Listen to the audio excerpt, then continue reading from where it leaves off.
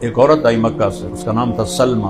یہ آپ کے خاندان کی باندی تھی، بنو عبد مناف کی، اور آزاد کر دیا تھا۔ وہ طوائف تھی، گاتی تھی۔ وہ آ گئی مدینے اور آپ سے کہنے لگی بھوک سے مر گئی ہوں، میری مدد کرو۔ کون ہے؟ طوائف۔ آج کے کوئی پیر صاحب ہوتے، کوئی تبلیغی صاحب ہوتے تو کہتے اس کو باہر چھوڑ کے آؤ۔ آپ نے کہا کلمہ پڑھتی ہو؟ سنو۔ انہوں نے کہا نہیں پڑھتی۔ اب تو بنتا تھا کہ آپ کہتے دفع ہو جاتے۔ پھر آپ نے کہا تو بڑی گانے والی تھی، تو مکے والوں نے تیرا گانا سننا چھوڑ دیا؟ کہاں جب سے بدر میں بڑے سردار قتل ہوئے وہ میرا گانا نہیں سنتے، اس لیے مجھے بھوک آ گئی۔ آپ نے کہا میں بنی عبد مناف کو حکم دیتا ہوں اس عورت کی جھولی بھر دو۔ یہ کیوں کہا بنی عبد مناف سے کہتا ہوں؟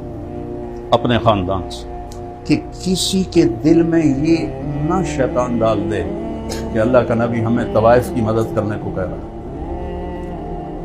ان کو اس شبے سے بچانے کے لیے اس کا صرف میرے خاندان کو حکم ہے اس عورت کی جھولی بھر دو۔ اس کو جھولی بھر کے واپس بھیجا۔ اس وقت مکے پہ حملے کا ارادہ تھا،